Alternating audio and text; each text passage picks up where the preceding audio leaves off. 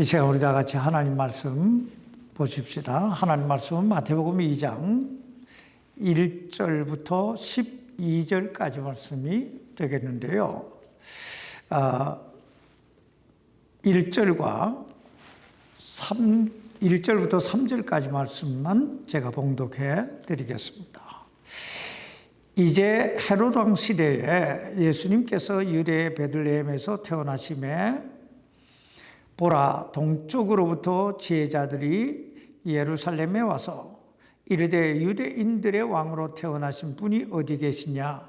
우리가 동쪽에서 그분의 별을 보고 그분께 경배하러 왔노라 하니, 헤롯 왕이 이 일에 대하여 듣고 그와 또 그와 함께한 온 예루살렘이 소동하더라. 기도하십시다. 살아계신 아버지, 오늘 이 시간 하나님께서 우리를 부르셔서 참 우리를 위해, 우리를 죄와 사망에서 구원하시기 위해 임마누엘로 이 땅에 오신 예수님을 다시 한번 경배해 드릴 수 있는 은혜를 주신 것 감사합니다. 이 시간 참 우리가 임마누엘로 이 땅에 오신 주님을 만나는, 그리고 주님과 참 동행하는, 그리고 주님 안에서 주님께 영광 돌리며 사는 그런 귀한 생애로 우리를 인도해 주옵소서. 오늘 하나님 말씀을 통하여 우리가 이 시대에 어떻게 살 것인가 다시 한번 말씀해 주시고, 또 그 음성을 들음으로 우리가 더 크게 하나님께 영광 돌릴 수 있도록 도와주옵소서. 이 연약한 종을 붙드시고 사용해 주시기를 예수님 이름으로 기도하옵나이다. 아멘. 착석해 주시기 바랍니다. 오늘은 우리 주님 예수 그리스도께서 이 땅에 오신 그날을 기념하여 하나님께 영광을 돌리는 날입니다. 그러므로 오늘 저는 이 뜻깊은 날을 맞이해서 크리스마스의 길이라는 제목을 가지고 성탄을 맞이하는 우리의 자세에 대하여 생각해 봄으로써 이 날이 진정 즐겁고 복되고 참 은혜로운 크리스마스가 될 수 있기를 바랍니다. 예수님의 탄생은 어느 날 우연히 일어난 사건이 아닙니다. 다시 말하면 예수 그리스도의 탄생은 어느 날 우연히 일어난 사건이 아니라 하나님의 놀라운 섭리, 놀라운 계획 속에 이루어진 인류 역사에서 가장 복되고 가장 경이로운 날이라는 것입니다. 오늘 본문에 보면 예수님의 탄생에 대해 이렇게 말씀하고 있습니다. 여기 오늘 보면 마태복음 2장 1절 말씀을 보시기 바랍니다. 이제 헤롯 왕 시대에 예수님께서 유대의 베들레헴에서 태어나심에 보라, 동쪽으로부터 지혜자들이 예루살렘에 와서, 여기 보면 예수님께서 유대의 베들레헴에서 태어나셨다고 말씀하고 있습니다. 그런데 예수님이 탄생하시기 700년 전에 기록된 미가서 5장 2절에 보면, 너 베들레헴 에브라다야, 내가 유다의 수천 가운데서 작을지라도 이스라엘에서 지리자가 될 자가 내게로 나오리라고 이미 700년 전에 예수 그리스도께서 베들레헴에 탄생하실 것을 예언하고 있습니다. 다시 말하면 예수님께서 동정녀 마리아의 몸을 빌려 잉태되실 것도, 또 예수님께서 다윗의 고향인 베들레헴에서 태어나신 것도 이미 오래전에 하나님께서 선지자들, 이 대언자들을 통해 예언하신 대로 이루어진 사건이라는 것입니다. 근데 여기서 우리들이 주목해 봐야 할 것은 인류 역사에서 가장 놀랍고 복된 그 예수 그리스도의 탄생이 헤롯 왕 시대에 일어났다는 것입니다. 보편적으로 사람들은 헤롯 왕 하면 유대인인 줄 아는데 사실 헤롯 왕은 유대인이 아닙니다. 에돔 사람이에요.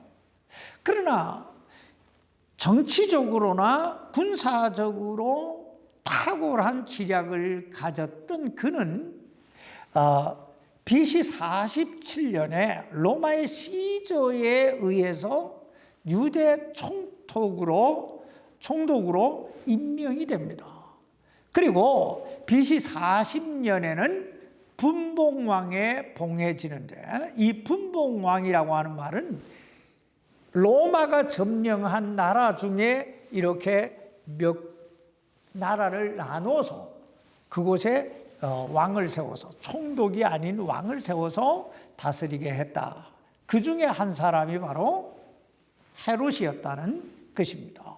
그리고 이 헤롯은 예수님이 탄생하실 때까지 유대를 통치합니다. 그러므로 성경학자들은 이때가 종교적으로나 정치적으로 그리고 경제적으로 가장 어두웠던 시대라고 말합니다. 바로 그 어둠의 시대, 암흑의 시대에 예수님께서 유대의 베들레헴에서 태어나셨다는 것입니다. 근데 바로 그때 우리들이 보편적으로 동방박사들 이렇게 말하잖아요. 근데 오늘 본문에 보면 동쪽으로부터 지혜자들이 예루살렘에 왔다, 이렇게 말씀하고 있습니다. 그리고 그 예루살렘에 온 그 동방에서 온 그 지혜자들이 사람들을 붙들고 묻기 시작합니다. 여기 2절 말씀 보세요. 이르되 유대인들의 왕으로 태어나신 분이 어디 계시냐? 우리가 동쪽에서 그분의 별을 보고 그분께 경배하러 왔노라 하니. 여러분, 이 사람들이 어디서 왔다고 말하고 있습니까? 동쪽에서. 우리가 이 말씀 속에서 발견할 수 있는 것은 이 사람들은 분명히 유대인이 아니었다는 거예요. 우리는 그 사실을 여기 본문 3절로 8절 이하의 말씀에서 보게 되는데, 여기 3절 말씀을 보면 헤롯 왕이 이 일에 대하여 듣고, 그러니까 유대인의 왕으로 태어나신 이가 어디 계시냐 하는 그 이야기를 듣고 그와 함께한 온 예루살렘이 소동하더라, 이렇게 말씀하고 있습니다. 사실 이들이 와서 유대인들의 왕으로 태어나신 분이 어디 계시냐 하고 묻고 있으니까 사람들이 얼마나 놀랐겠어요. 유대인의 왕으로는 여기 헤롯이 있잖아요. 근데 유대인의 왕으로 태어나신 분이 있다는 거예요. 아마 그 누구보다 충격을 받은 사람은 헤롯이었을 거예요. 조금 전에도 말씀드렸듯이 헤롯 왕은 유대인이 아니에요. 게다가 이때 그의 나이는 70세쯤 됐습니다. 그때 70이면 지금으로 말하면 뭐 한 8, 90 이상은 됐을 거예요. 여러분, 사람이 나이가 들수록 늘어나는 것이 뭘까요? 사람이 나이가 들수록 늘어나는 게 뭘까요? 사람이 나이가 들수록 늘어나는 거, 우리가 보편적으로 이야기하는 거 있잖아요. 주름도 늘어나고 흰머리도 늘어나고 약봉지도 늘어나고. 그런데 사람이 나이가 들수록 늘어나는 게 또 하나가 있는데, 그게 뭐냐면 집착이에요. 집착. 우리가 안 그럴 것 같잖아요. 우리가 나이가 들면 다 내려놓을 것 같잖아요. 손 놓을 것 같잖아요. 그런데 이상하게 사람들은 나이가 들수록 건강에 대해 집착을 해요. 또 물질에 대해 집착을 해요. 그리고 자기 자리에 대해서 더 집착을 합니다. 특별히 그 마음에 예수 그리스도가 없는 사람일수록 더 그래요. 왜냐하면 저들에게는 이 세상이 전부니까. 우리 구원받은 성도는 오늘 죽어도 천국인 줄 믿습니다. 그러니까 우리는 그냥 놓을 수 있는데 예수 안 믿는 사람들은 그냥 잡아야 사는 거예요. 잡아야 사는 거예요. 여기 4절 말씀을 보세요. 여기 헤로도 한번 잘 보세요.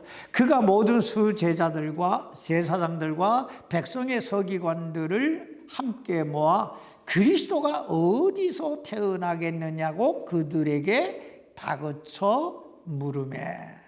우린 여기에서 동방 박사들도 그리고 헤롯 왕도 유대인들이 아닌 이방인들이었다는 사실을 다시 보게 됩니다.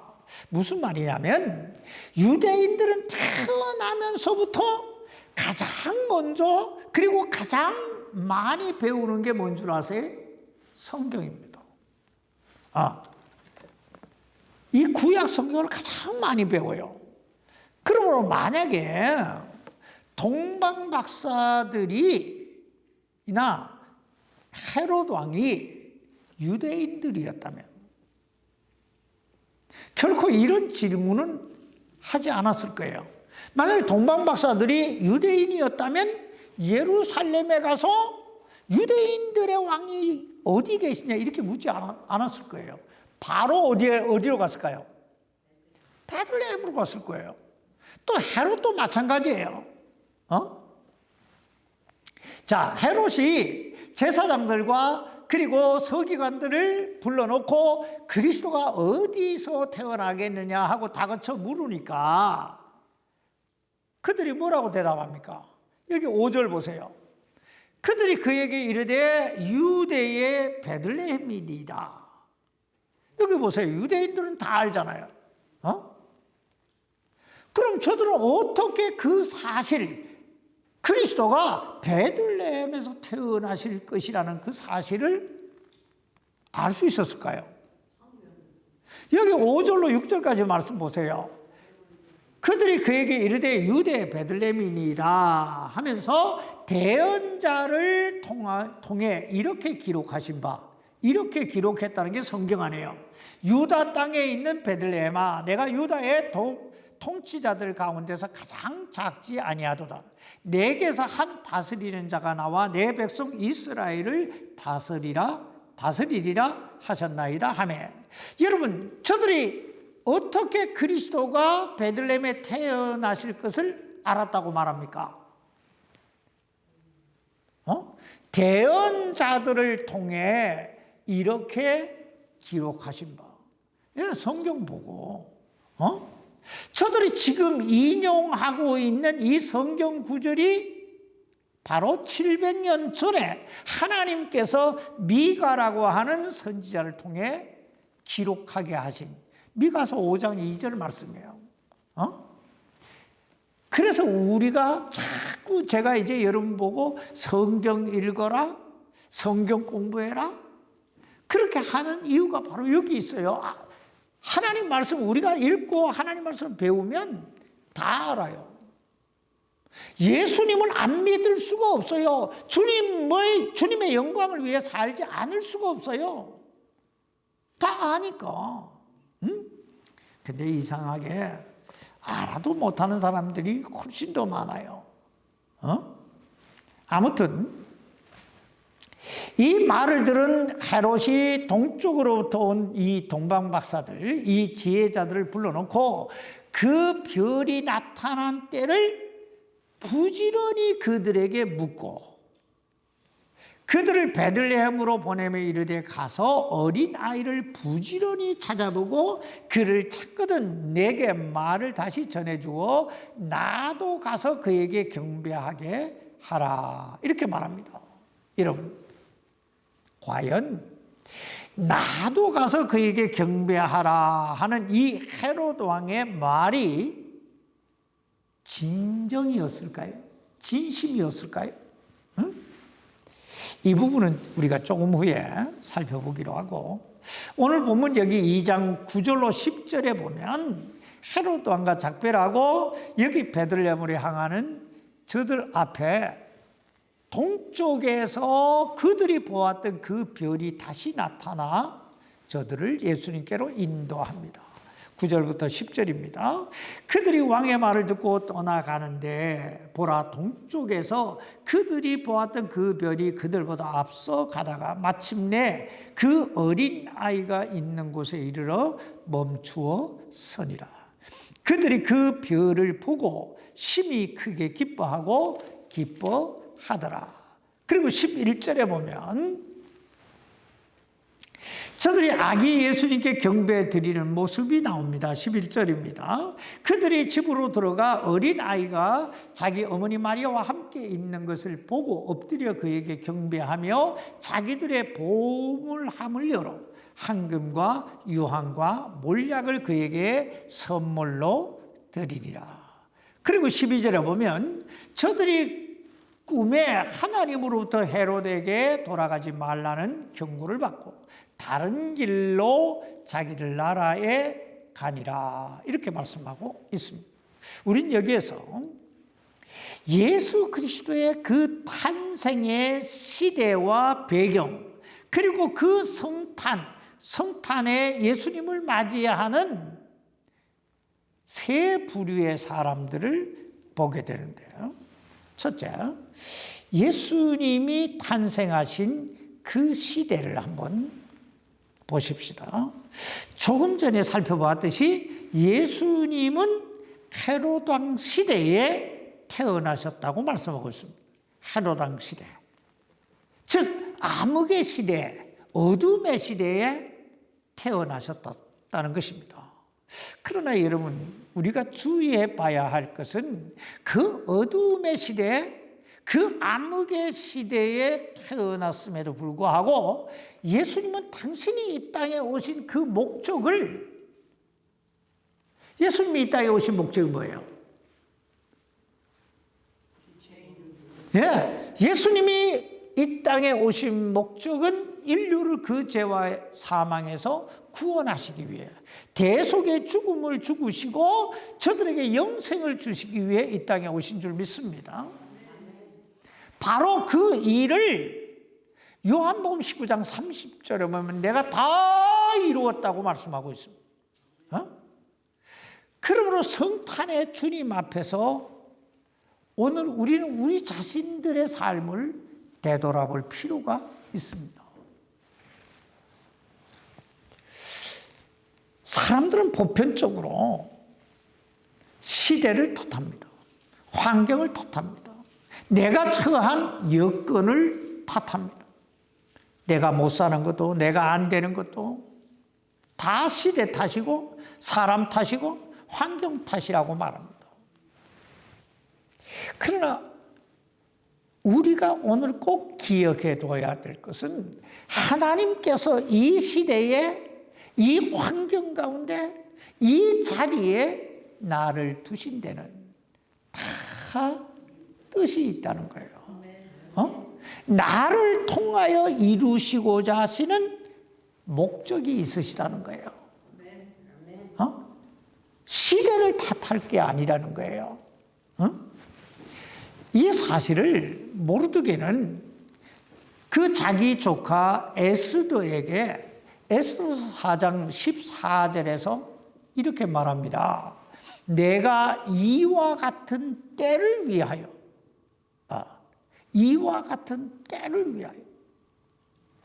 이 말씀 한마디로 하나님께서 이 시대에 너를 이 자리에 두신 것은 그만한 하나님의 뜻이 있다는 거예요. 그러므로 우리 그리스도인은 항상 이 시대적인 사명감을 가지고 살아야 됩니다. 시대적인 사명감. 그렇다면 여러분, 우리가 이 시대적인 사명감을 가지고 살기 위해 가장 필요한 게 뭘까요?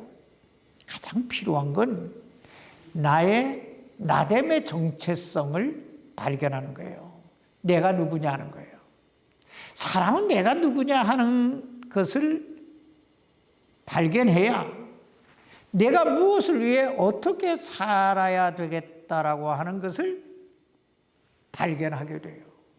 그리고 사람은 내가 어떻게 무엇을 위해 살아야 되겠다라는 사실을 알고 살 때 그 인생이 가치가 있고 의미가 있고 보람이 있는 거예요. 응? 둘째, 예수님의 성탄에서 빼놓을 수 없는 것은 빼놓을 수 없는 게 있는데 별의 역할입니다. 별의 역할. 여러분, 지금 이 동방 박사들이, 이 동방에서 온 이 지혜자들이 무엇을 보고 탄생하신 예수님을 경배하기 위해 여기까지 왔다고 말씀하고 있습니까? 별을 보고. 어떤 분들은 이 별의 역할에 대해 별로 중요하게 생각지 않는 분들이 있는데, 여러분 이렇게 한번 생각해 보세요. 만약에 별이 없었다면 하는 거예요. 만약에 별이 없었다면 저들을 예수님께로 인도해, 별이 저들을 예수님께로 인도해 주지 않았다면 저들이 과연 탄생하신 예수님을 만날 수 있었을까 하는 거예요. 여러분, 이 얼마나 아찔한 이야기입니까?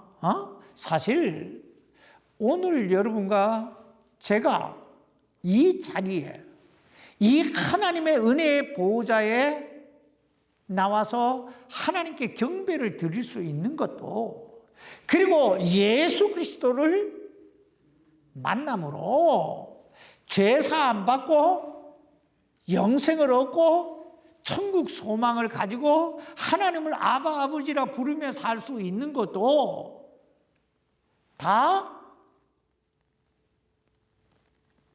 뭐가 있었기 때문일까요? 별이 있었기 때문에요. 별이 있었기 때문에요. 나를 주님께로 인도해 준 별이 있었기 때문이라. 그러므로 이 성탄의 주님 앞에서 우리가 다시 한번 생각해 봐야 돼요. 두 가지입니다. 첫째, 나를 예수님께로 인도해 준 별은 무엇일까? 혹은 누굴까? 하는 거예요. 나를 예수님 믿게 만든 별은 누굴까? 둘째는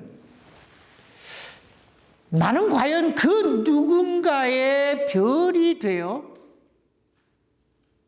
주고 있는가? 별이 되고 있는가? 하는 거예요. 성탄은 임마누엘이 되셔서 우리를 죄와 사망에서 구원하여 주시기 위해 친히 인간의 몸을 입고 이 땅에 오신 그 하나님을 경배하는 날이기도 하지만은 별이 되어 나를 하나님께로, 그 하나님께로 인도해 준 그 사람을 기억하는, 그리고 감사하는 날이기도 하고, 또 내가 별이 돼야 되겠다라고 결단하는 그 헌신의 날이 돼야 된다는 것입니다. 우리가요, 예수 그리스도의 탄생이라고 하는 이 엄청난 사건 앞에서 세 번째 살펴봐야 할 것은 예수 그리스도의 이 경이로운 사건을 앞에 두고 서로 다른 반응을 나타내고 있는 세 부류의 사람들입니다. 그 첫 번째 인물이 헤롯 왕입니다. 헤롯 왕. 우리가 조금 전에도 살펴봤듯이 헤롯 왕은 그 동방 박사들을 베들레헴으로 보내면서 이렇게 말합니다. 그를 찾거든, 부지런히 그를 찾거든, 내게 말을 다시 전해주어 나도 그에게 경배하게 하라. 나에게 그 그리스도가 어디서 태어났는지 나에게 좀 전해달라 이거예요. 그러면 내가 가서 경배하겠다는 거예요. 그러나 실제적으로 그가 한 일이 뭡니까? 헤롯 왕이 한 일이 뭐예요? 여기 16절 말씀 보세요. 마태복음 2장 16절입니다. 사람들을 보내 그 때를 기준으로 베들레헴과 그것의 모든 지경 내에 있던 2살 아래의 모든 아이들을 어떻게 해요? 죽였더라고 말하죠. 자, 지금 헤롯 왕이 다시 와서 그 아이가 어디 태어났는지 누군지 나에게 다시 말해달라 한 그 속셈이 뭐예요? 그래서 나이가 이 헤롯 왕 그때 70쯤 됐다고 그랬잖아요.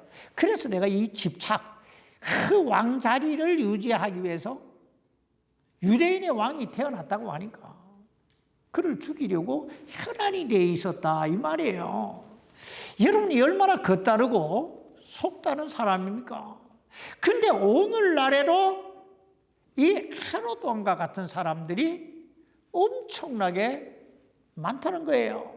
겉으로는 메리 크리스마스 하는데 속으로는 전혀 예수 그리스도를 믿지 않는 자기들만의 파리를 벌리는 사람들, 예수 믿는 사람들을 배척하는 사람들, 이들이 다 헤롯 왕 부류예요.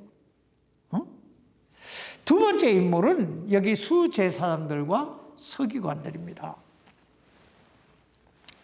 여러분, 제사장들, 이 수제사장들과 서기관들이 하는 일이 무엇입니까? 저들이 하는 일이 뭐예요? 그 당시 수제사장들과 서기관들은 종교적 지도자들이에요.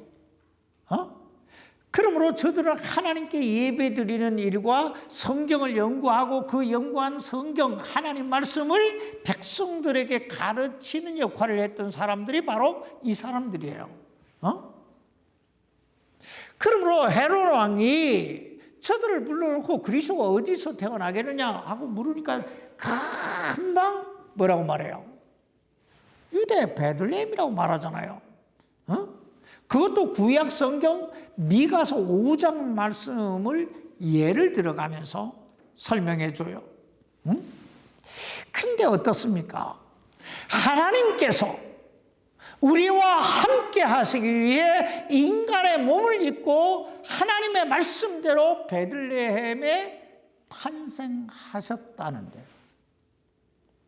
그 말을 들으면서도 아니 저들이 그렇게 그 말을 전해주면서도 전혀 흥분하지 않아요.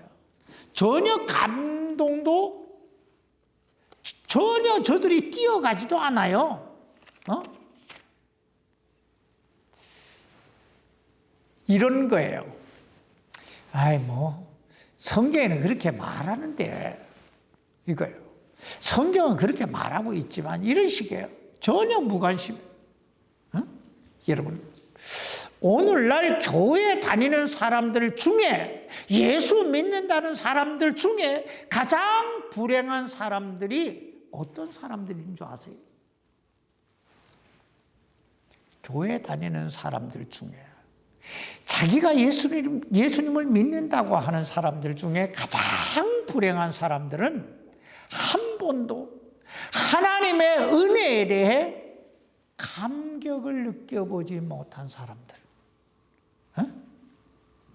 그저 교회 다닌 세월만 자랑하고 그저 자신이 받은 직분만 자랑하고 자신이 알고 있는 그 성경 지식만 자랑하는 사람들, 한 번도 회개의 뜨거운 눈물을 흘려보지 못한 사람들, 한 번도 주님의 피 묻은 손을 만져보지 못한 사람들, 한 번도 그 부활하신 예수님 앞에 자신을 헌신하여 드려보지 못한 사람들,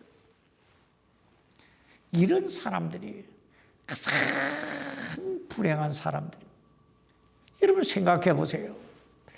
헤롯 왕이야 이방인이니까, 그리고 애초에 하나님을 모르는 사람이고 성경도 모르는 사람이니까 그냥 그렇다고 치더라도 여기 이 수제사장들과 서기관들은 다르잖아요. 다 알잖아요.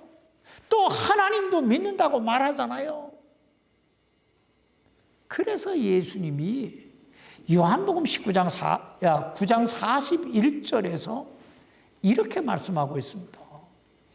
너희가 눈멀었다면 너희에게 죄가 없으려니와 지금 너희가 우리는 본다 말함으로 너희 죄가 남아있느니라. 그대로 있느니라. 무슨 말입니까? 차라리 모른다 하면 가르치기라도 하고 배우려고라도 할 텐데 안다고 말하니까 그래서 배우려고도 하지 않으니까 소망이 없다 이 말이에요. 소망이 없단 말이에요. 근데 안타까운 건 오늘날에도 예수 믿는다는 사람들 중에 교회 다닌다는 사람들 중에 이 제사장과 서기관들 같은 사람들이 많다는 거예요. 응? 그러므로 이 성탄의 날에 우리는 우리 자신을 돌아봐야 돼요. 나의 믿음 이대로 괜찮느냐는 거예요. 세 번째, 동쪽에서부터 별을 보고 예수님께 경배하기 위해 찾아온 이 지혜자들, 이 동방박사들을 보십시다. 성경은 그들이 누군가에 대해 그리고 정확하게 어디에서 왔는지에 대해 자세하게 기록하고 있지 않습니다. 다만 우리가 저들에 대해 알 수 있는 건 오늘 본문에 나와 있는 이 내용이 전부예요. 동쪽에서 예수님의 탄생을 알리는 별을 보고 찾아왔다는 거예요. 그리고 구체적인 성경적인 지식이 없었던 저들은 그 당시 유대 수도였던 예루살렘, 그곳에 와서 왕은 이곳에 태어나겠지 하고 와가지고 그 예루살렘에서 유대인들의 왕으로 태어나신 분이 어디 계시냐고 물었다는 것이고, 그리고 그 일로 인해서 헤롯을 만났다는 것이고, 그리고 헤롯이 수제사장들과 서기관들을 불러놓고 그리스도가 어디에서 태어나겠느냐고 물어서 그때 베들레헴이다 하는 답을 얻었고, 저들이 베들레헴으로 가서 탄생하신 예수님 만났고, 그리고 그분께 경배를 드리고 돌아갔다. 이게 우리가 아는 전부예요. 그런데 우린 이 동방박사들, 이 동방에서 온 지혜자들을 통해 예배가 무엇인지를 배우게 됩니다. 예배가 뭘까? 참된 예배는요, 첫째, 어떤 종교의식이 아니라 내 생명을 걸고 내 생명을 바쳐서 하나님을 만나야 되겠다고 하는 자기 결단, 자기 헌신이 참된 예배라는 거예요. 우린 이 동방박사들이 어디서 어떻게 왔는지 정확하게 알 수 없어요. 그러나 분명한 것은 저들이 유대인의 왕으로 나신, 아니 인류의 메시아가 되신 예수 그리스도의 탄생, 그분을 경배하기 위해 자신들의 모든 것을 포기하고 그 머나먼 길을 왔다는 것입니다. 여러분, 이 얼마나 놀라운 헌신입니까? 이처럼 참된 예배는 하나님을 만나겠다는 자기 헌신에서부터 출발해야 한다는 거예요. 왜냐하면 하나님께 예배드리는 그 태도에 따라서 그 하나님으로부터 받는 은혜의 양이나 은혜의 질이 전혀 다를 수 있기 때문입니다. 사실 목사가 설교를 잘하느냐 못하느냐 하는 건 그렇게 중요하지 않아요. 중요한 건 그 본인의 마음의 상태예요. 그 마음의 상태에 따라서 그냥 성경 본문만 읽어도 은혜 받는 사람이 있어요. 본문만 이야기하고 성경만 읽어나가도 자기 죄를 회개하고 예수 그리스도를 영접함으로 구원받는 사람들이 있다는 거예요. 응? 오늘 이 동방 박사들 보세요. 메시아 탄생을 알리는 그 별만 보고 그 머나먼 길을 왔잖아요. 특별한 설교가 없어요. 뭐 감동이 있는 것도 아니에요. 중간에 어떤 일을 당하는지, 강도를 만나는지, 어떤 날씨 변화 때문에 어떤 자기 몸에 어떤 현상이 일어날지 아무도 몰라요. 목숨 걸고 온 거예요.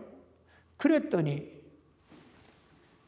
탄생하신 메시아를 만난 줄 믿습니다. 이와 같이 예배는요, 목숨 걸고 하는 거예요. 내가 하나님을 만나야 되겠다는 자기 헌신이 없는 예배는 예배가 아니에요. 둘째, 참된 예배는 정성 어린 예물을 드림으로 하나님께 영광을 드리는 거예요.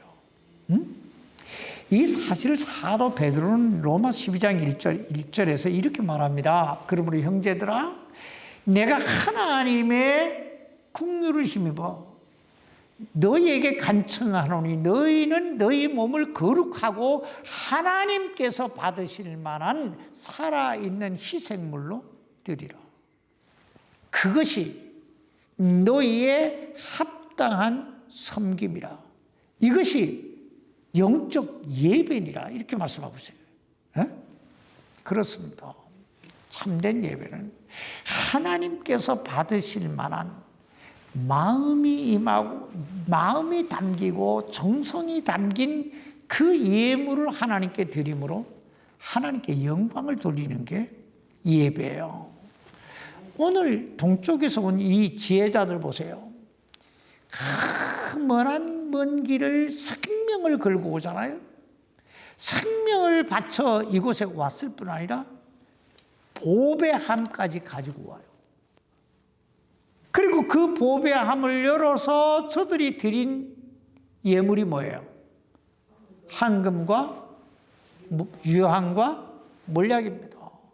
성경학자들은 저들이 드린 이 세 가지 예물, 황금은 예수 그리스도가 만왕의 왕이 되심을 나타내고, 유황은 예수 그리스도의 신성을 나타내고, 몰약은 예수 그리스도의 대속의 죽음을 나타낸다, 인성을 나타낸다, 이렇게 말합니다. 아무튼 여기서 중요한 건 저들이 최고의 예물로 하나님께 영광을 드렸다는 거예요. 이처럼 참된 예배는요, 내 마음이 담겨 있어야 돼요. 그저 책 하나 쭉 끊어서 드리는 게 아니고, 그저 돈 몇 푼 쓱 넣어서 드리는 게 아니고, 마음이 담겨 있고, 기도가 담겨 있고, 정성이 담겨 있고, 액수가 문제가 아니에요. 예수님 보세요. 과부가 드린 그 드렸던 한 입을 최고의 헌금이라고 하시잖아요.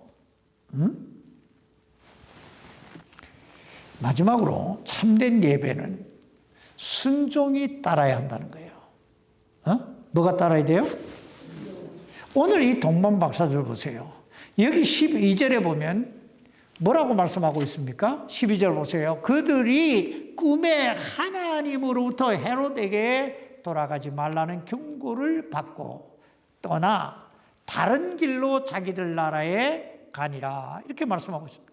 이처럼 참된 예배는 생명을 바쳐서 하나님을 만나야 되겠다는 자기 헌신과 자기 보배함을 열어서 예물로 하나님께 영광을 드리는 것과 그 하나님의 말씀에 따라 사는 순종이 따른 것, 이것이 참된 예배라는 거예요. 그래서 이런 말이 있어요. 예배는 변화이다. 예배는 뭐라고요? 변화다. 그렇습니다. 예배는 변화입니다. 생각해 보세요. 하나님의 말씀에 순종하며 사는 것이 예배인데 어떻게 변하지 않을 수가 있겠어요? 그러므로 우리가 이 성탄을 맞이해서 세 가지만 꼭 기억하십시다. 첫째, 내가 처한 이 시대, 내가 처한 이 환경, 그것이 어떠하든 나의 나됨의 정체성을 발견하고 살자. 난 누구냐? 여러분 누굽니까? 난 하나님의 아들이고 나는 하나님의 딸이다. 그러면 내 정체성이 분명하잖아요. 그럼 어떻게 살 것인가? 하나님 딸답게 살자, 아들답게 살자, 이렇게 되는 거예요. 두 번째는 우리 모두가 별이 되자는 거예요. 별이 되자. 그래서 아직도 성탄에 예수님을 만나지 못한 사람들, 그들에게 찾아가서 참 그들을 예수님 만나게 해주자. 제가 아까 이야기했잖아요. 인생의 죽음은요, 갑자기 오는 거예요. 얼마 전까지만 해도 저하고 통화했는데, 이제는 사람을 알아볼 수 없을 정도가 되었다는 거예요. 오늘 내일 한다는 거예요. 여러분, 그 순간에 내 안에 예수가 있다, 내 안에 영생이 있다, 그 없다의 차이가 뭘 결정해줘요? 천국과 지옥을 결정해 주는 거예요. 낙원이냐 지옥 불속이냐를 결정해 준다 이 말이에요. 그러므로 여러분, 이 성탄에 우리 모두가 별이 되어야 되겠다 하는 마음을 갖자는 거예요. 셋째는 참된 예배를 드리며 살자는 거예요. 참된 예배를 드리며 살자. 헤롯 왕처럼 하나님을 대적하는 자가 아니고, 여기 수제사장들이나 서기관들처럼 형식적인 종교인이 아니고, 참 이 동강에서 온 이 제자들처럼 목숨 걸고 참 주님을 만나야 되겠다는 그런 예배를 드리는 그 참된 예배자가 되자는 거예요. 오늘 하나님께서 예배하는 우리 모두에게 은혜와 복을 넘치게 해주시기를 성탄의 주님의 이름으로 축원합니다. 기도하십시다. 우리를 죄와 사망에서 구원하시기 위해 이 땅에 오신 하나님, 임마누엘이 되셔서 우리와 함께 하시는 하나님, 진심으로 감사합니다. 날마다 참 그 주님의 은혜를 생각하고 그 주님의 은혜의 손길 안에 붙들려 사는 저희가 되게 해 주옵소서. 그저 1년에 한 번 성탄절 이게 아니라 1년 365일이 성탄의 주님과 동행하는 그런 그리스도인들이 되게 하셔서 우리를 통해 이루고자 하시는 하나님의 뜻을 다 이루어가는 저희가 되게 해 주옵소서. 살아계신 예수님 이름으로 간절히 기도하옵나이다. 아멘.